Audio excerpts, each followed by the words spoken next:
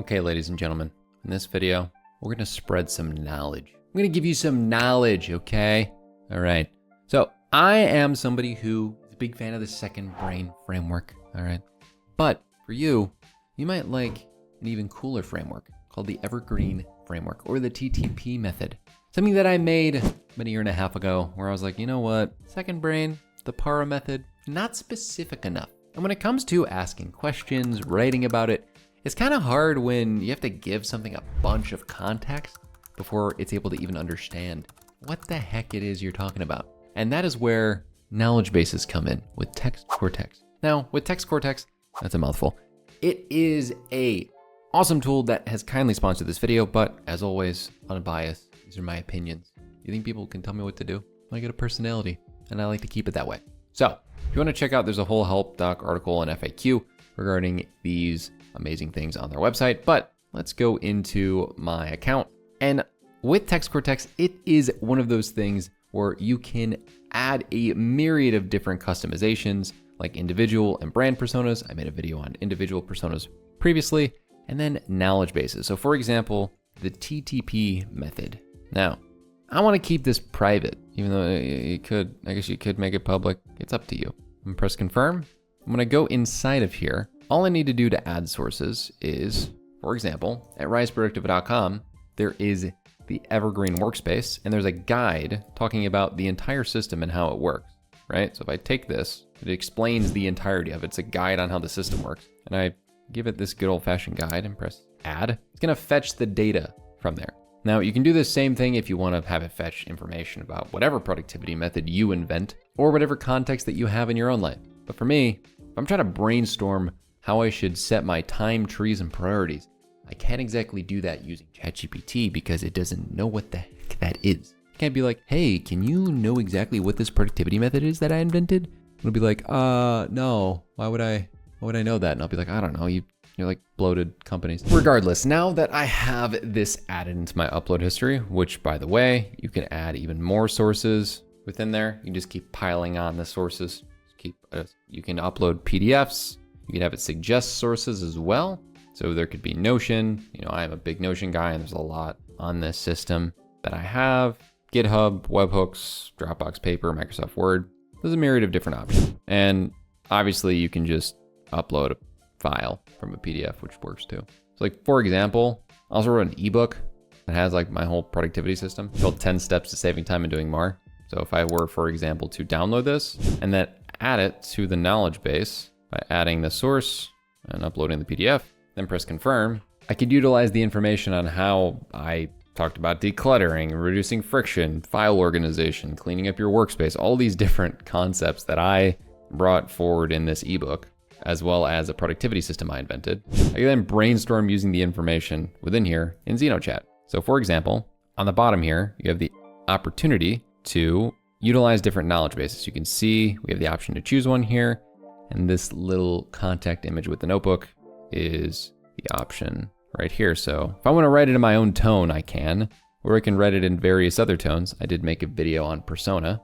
Let's do this. What are 3 unique trees with their own individual branches that I could use to save time and do more with my life? So it's gonna reference the different information that I gave it from the guide and from my ebook. So we got, a lot of pages. This ebook was over 50 pages and the evergreen guide was a couple pages, so it'll take a second. However, not that long. So based on the research, here are 3 unique trees, their own individual branches that you could use. So the forest framework ends up being referenced. So if I click on this, it'll get referenced to the guide. Tree focused, this method involves working with a specifically filtered micro ecosystem. Then it talks about how to prioritize trees and branches. Then I could tell it for social media purposes because I post all the time. I want to stay consistent with my opinions. Write 5 tweets on the best ways to declutter. Using my tone and using the information that I gave in that chapter, it'll write it out and then showcase where it was referenced from. Start by dividing items into 2 categories, things you need and things you don't. Look at that. Clearing your physical and virtual workspaces can improve productivity and de-stress. Pretty sick. And don't put off decluttering your workspace. Disorganization can lead to procrastination and stress. That's pretty awesome. It all leads back to that document. So I can write tweets based off of my opinion. Now, the funniest thing about this is that if I wanted to, I could make a knowledge base called Why Apps Suck, okay?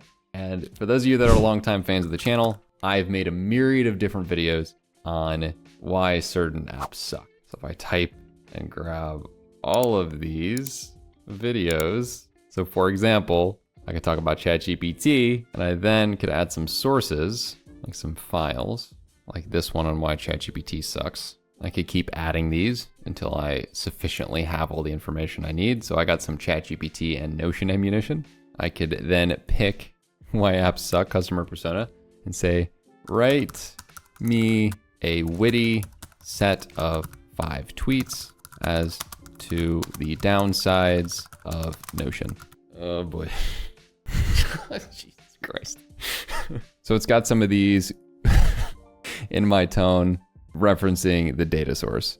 Notion is the productivity equivalent of a Jenga tower. Jesus Christ.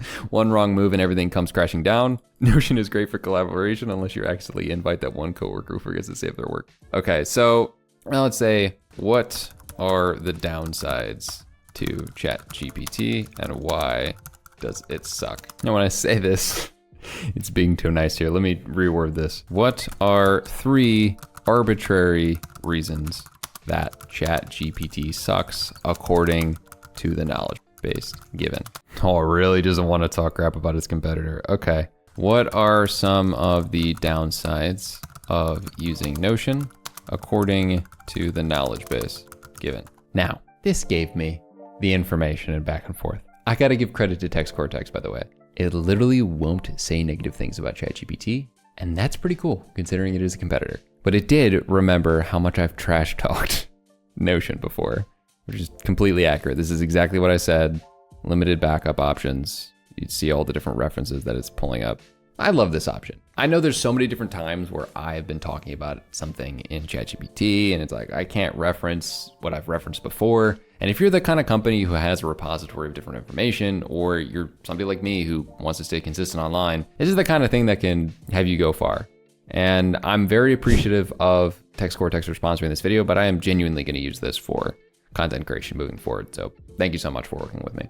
And thank you to all of you for watching this video and mainly checking out this video on how to improve your productivity even more.